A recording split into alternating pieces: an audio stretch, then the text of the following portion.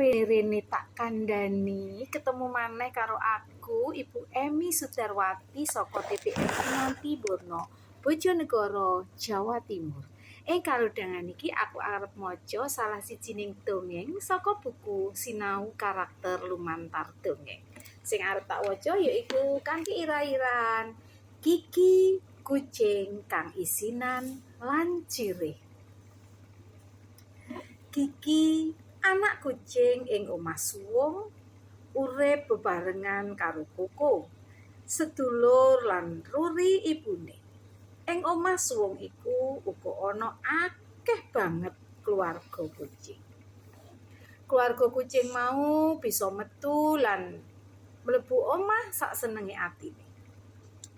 Kiki isinan, dene Koko kendel banget.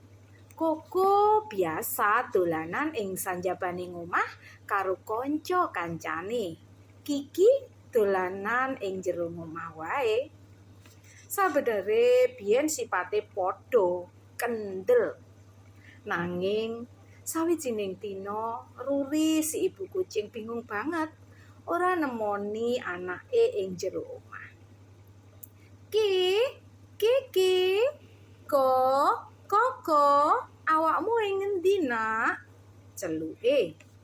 Ora suwe sawise iku Koko mulih kanthi awak kotor banget. Awake Kiki uga kotor banget tur kebak tatu. Ibune enggak mlayu nyedaki kaloro anake iku. Meong, meong. Kula nyuwun pangapunten, Bu. Kula wau ngajak Kiki dolanan dateng lapangan. Nanging kula malah nilar dheweke dolanan piyambak. Ujug-ujug wonten anakan sawer ngupet awakipun Kiki.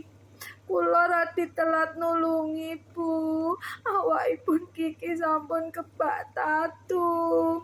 Ceritane Koko marang ibune. Ibune lan Koko banjur ngobati Kiki nganti waras. Wiwit dina iku Kiki dadi isinan tur cirih. Dheweke ora seneng dolanan ing sanjabane omah. Mangkono cerita kanthi ira-irahan Kiki kucing kang isinan lan cirih saka buku Sinau Karakter Lumantar Dongeng. Ketemu maneh ing cerita-cerita liyane. Nyuwun pangapunten menawi wonten kelepatan.